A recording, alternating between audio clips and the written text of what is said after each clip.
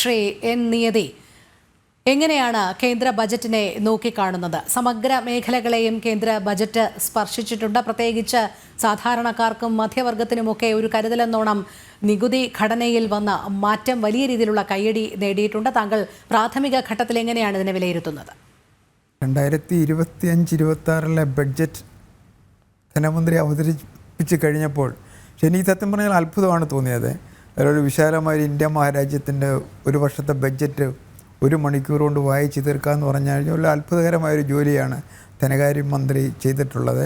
തുടക്കം മോശമായിരുന്നുണ്ടെങ്കിൽ തന്നെയും അതിലെനിക്ക് സത്യം പറഞ്ഞാൽ ധനകാര്യമന്ത്രിയുടെ ബഹുമാനം തോന്നുകയാണ്. 1 മണിക്കൂർ മാത്രമേ എടുത്തിട്ടുള്ളൂ. കേരളത്തെ പോലുള്ള ഒരു ചെറിയ സംസ്ഥാനം പോലും 2-2.5 മണിക്കൂർ എടുത്താണ് ബഡ്ജറ്റ് വായിച്ച് തീർക്കുന്നത്. പിന്നെ ബഡ്ജറ്റിലേക്ക് കടക്കുകയാണെന്നുണ്ടെങ്കിൽ 2-3 പ്രധാന കാര്യങ്ങളാണ് ഈ പ്രാഥമിക ഘട്ടത്തിൽ എനിക്ക് ബോധ്യപ്പെട്ടത്.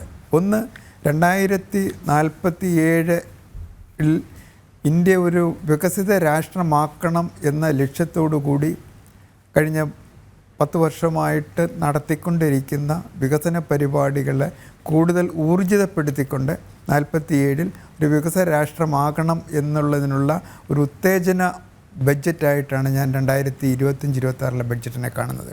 കാരണം അവിടെ പ്രധാനമായിട്ട് 5 വർഗം ജനവിഭാഗങ്ങൾക്കാണ് പ്രാധാന്യം കൊടുത്തിട്ടുള്ളത്. അതിലൊന്ന് പിന്നെ യുവാക്കൾക്ക്. നമുക്കെല്ലാവർക്കും അറിയാവുന്നതുപോലെ തൊഴിൽ രാഹിത്യമാണ് ഇന്ത്യ നേരിടുന്ന ഏറ്റവും വലിയ ഒരു പ്രശ്നം എന്ന് പറയുന്നത്.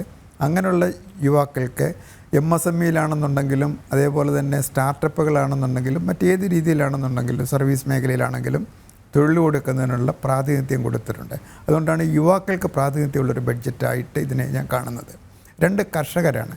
നമ്മൾ നേരത്തെ അറിയാം, ഇന്ത്യയിലെ കാർഷിക മേഖല നിരവധി പ്രശ്നങ്ങളെ അതിജീവിച്ചുകൊണ്ടിരിക്കുകയാണ്.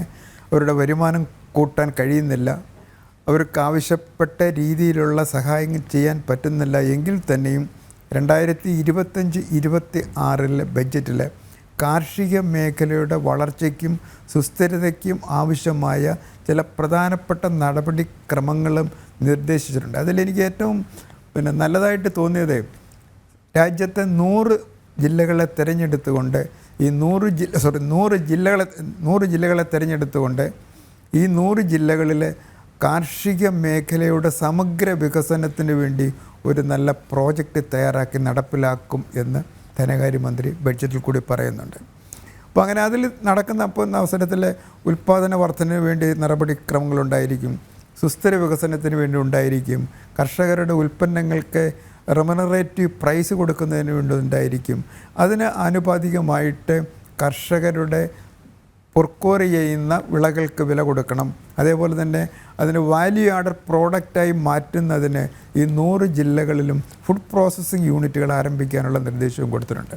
അത് പ്രാവർത്തികമാക്കുകയാണെങ്കിൽ തീർച്ചയായിട്ടും 100 ജില്ലകളിലെ ഏകദേശം 1.75 ലക്ഷം കോടി കൃഷിക്കാരുടെ വരുമാനം വർദ്ധിപ്പിക്കുവാനും തൊഴിലവസരങ്ങൾ വർദ്ധിപ്പിക്കുവാനും കഴിയും എന്നാണ് ഞാൻ ഈ ബഡ്ജറ്റിലെ ഏറ്റവും ഒരു നല്ല കാര്യമായിട്ട് കാണുന്നത്. ഇനിയിപ്പോൾ MSMEയിലേക്ക് വന്നു കഴിഞ്ഞാൽ, ഇപ്പോൾ നേരത്തെ പറഞ്ഞതുപോലെ ഈ MSME യൂണിറ്റുകൾ, അതായത് സൂക്ഷ്മ ചെറുകിട വ്യവസായ യൂണിറ്റുകളെ GST നടപ്പിലാക്കിയതിന് ശേഷവും ഡീമോണറ്റൈസേഷന് ശേഷവും ഒരുപാട് പ്രശ്നങ്ങൾ നേരിട്ടുകൊണ്ടിരിക്കുകയായിരുന്നു. പല യൂണിറ്റുകളും അടച്ചുപൂട്ടി പോകേണ്ടി വന്നു. അങ്ങനെ MSMEയിലെ ഒരുപാട് തൊഴിലവസരങ്ങൾ നഷ്ടപ്പെട്ടു. അവരെല്ലാം കാർഷിക മേഖലയിലേക്ക് തൊഴിലന്വേഷിച്ച് പോവുകയാണ് ചെയ്തത്. അങ്ങനെയുള്ള ഈ MSMEയുടെ പുനരുദ്ധാരണത്തിനും അവരുടെ വളർച്ചയ്ക്കും വേണ്ടി നല്ലൊരു പ്രോജക്റ്റ് തയ്യാറാക്കി നടപ്പിലാക്കും എന്നാണ് 25-26 ബഡ്ജറ്റിൽ പറയുന്നത്. അതായത് നമുക്ക് പ്രധാനമായിട്ട് പറയാനുള്ളത്, ഇതിലേറ്റവും കൂടുതൽ മാനുഫാക്ചറിങ് യൂണിറ്റുകൾക്കായിരിക്കും പ്രാധാന്യം കൊടുക്കുന്നത്.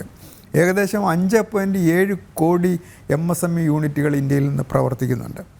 അതിൽ 45% യൂണിറ്റുകളും എക്സ്പോർട്ട് ഐറ്റംസാണ് ഉൽപ്പാദിപ്പിക്കുന്നത്. അങ്ങനെ വിദേശത്തേക്ക് കയറ്റുമതി ചെയ്യാവുന്ന ഉൽപ്പന്നങ്ങൾ ഉൽപ്പാദിപ്പിക്കുന്ന MSA യൂണിറ്റുകൾക്ക് ഗവൺമെൻറ് ചെയ്തിരിക്കുന്ന ക്രെഡിറ്റ് ഫെസിലിറ്റീസാണ് ഏറ്റവും സ്വാഗതാർഹമായിട്ടുള്ളത്. അതായത് ഈടില്ലാതെ കണ്ടിട്ട് 10 കോടി രൂപ വരെ അവർക്ക് വായ്പ കൊടുക്കാനുള്ള ഒരു നിർദ്ദേശമാണ് 2025-26 ബഡ്ജറ്റിൽ പറഞ്ഞിട്ടുള്ളത്. അതിൻ്റെ അടിസ്ഥാനത്തിൽ ഏകദേശം 7.5 കോടി ജനങ്ങൾക്ക് ഇതിൻ്റെ പ്രയോജനം യൂണിറ്റുകൾക്ക് ഇതിൻ്റെ പ്രയോജനം കിട്ടുമെന്നാണ് ധനകാര്യമന്ത്രി പറയുന്നത്. അതേപോലെ തന്നെ ഈ യൂണിറ്റുകൾക്ക് ക്രെഡിറ്റ് കൊടുക്കുന്നതിന് വേണ്ടിയും അതായത് വായ്പാ സൗകര്യം ലഭ്യമാക്കുന്നതിന് വേണ്ടി ഏകദേശം 5.75 കോടി രൂപയും മാറ്റിവെച്ചിട്ടുണ്ട്. അത് MSMEയെ സംബന്ധിച്ചിടത്തോളം GST ഡിമോണറ്റൈസേഷന് ശേഷം ഒരു വല്ലാത്ത മാർഗത്തിൽ നിൽക്കുന്ന യൂണിറ്റുകൾക്ക് നല്ല ഒരു നിർദ്ദേശമായിരിക്കും ഇത് 25-26 നടപ്പിലാക്കുകയാണെന്നുണ്ടെങ്കിൽ നേരത്തെ പറഞ്ഞതുപോലെ യുവാക്കൾക്കും ഇതുമായി ബന്ധപ്പെട്ട കുടുംബങ്ങൾക്കും അവരുടെ വരുമാനം വർദ്ധിപ്പിക്കുന്നതിനും തൊഴിലവസരങ്ങൾ സൃഷ്ടിക്കുന്നതിനും സഹായകരമാകും എന്നാണ് ഞാൻ മനസ്സിലാക്കുന്നത്. അതേപോലെ തന്നെ MSMEക്കൊപ്പം തന്നെ സ്റ്റാർട്ടപ്പുകളുടെ പുനരുദ്ധാരണത്തിനും അതേപോലെ തന്നെ അത് കൂടുതൽ യൂണിറ്റുകൾ ആരംഭിക്കുന്നതിനും അതിലേക്ക് SC/ST വിഭാഗത്തെയും സ്ത്രീകളെയും ആകർഷിക്കുന്നതിനും വേണ്ടിയും ഒരു നല്ല പ്രപ്പോസൽ കൊടുത്തിട്ടുണ്ട്. അതിനും ഏകദേശം 10,000 കോടി രൂപയാണ് മാറ്റിവെച്ചിട്ടുള്ളത്.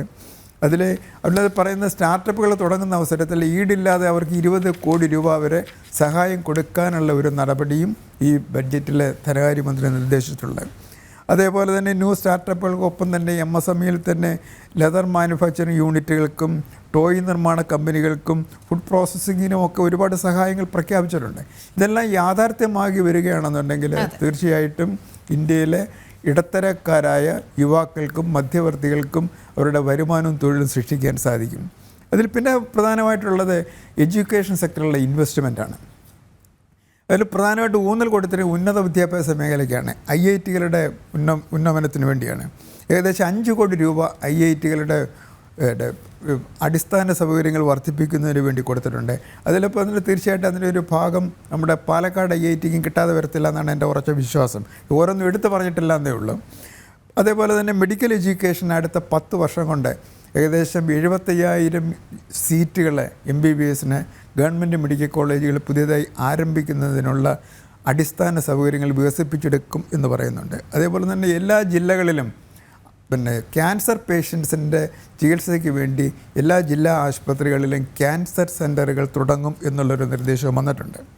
അപ്പോൾ അതുപോലെ തന്നെ പിന്നെ 21-22 തുടങ്ങിയതാണ് പിന്നെ ഒരു ദീർഘകാല നിക്ഷേപത്തിന് വേണ്ടി ഗവൺമെൻറ് ഓഫ് ഇന്ത്യ സംസ്ഥാനങ്ങൾക്ക് കൊടുക്കുന്ന 50 വർഷക്കാലത്തേക്ക് നിക്ഷേപം നടത്താനായിട്ട് പലിശരഹിത വായ്പ കൊടുക്കുമായിരുന്നു.